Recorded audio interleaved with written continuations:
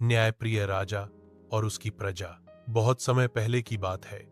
सुवर्णपुर नामक राज्य था, जिसका राजा वीरेंद्र सिंह अपनी बहादुरी और न्यायप्रियता के लिए दूर दूर तक प्रसिद्ध था।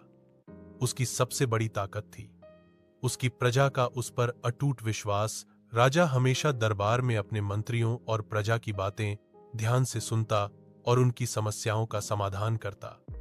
राज्य में कोई भी भूखा नहीं सोता था और न ही किसी पर अत्याचार होता था। एक दिन राज्य में सूखा पड़ गया। खेत सूख गए, नदियां और तालाब खाली हो गए, फसल नष्ट हो गई और लोगों के सामने भूख का संकट खड़ा हो गया। मंत्रियों ने राजा को सुझाव दिया, महाराज, राजकोष में जितना अनाज है वह सिर्फ सेना के लिए बचाना चाहिए, वरना हम मुसीबत में पड़ जाएंगे।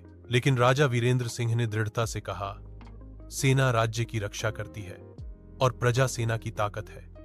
अगर प्रजा ही भूखी मर जाएगी तो राज्य किसके लिए बचेगा? राजा ने आदेश दिया कि राजकोष का सारा अनाज और पानी पहले जरूरतमंद लोगों में बांटा जाए।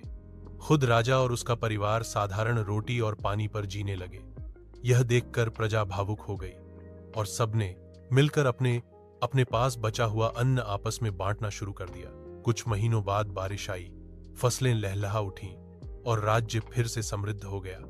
लोग राजा को जनता का पिता कहने लगे। एक दिन पड़ोसी राज्य के एक दूत ने आकर कहा, हमारे राजा को समझ नहीं आता कि आपकी प्रजा आपको इतना क्यों चाहती है।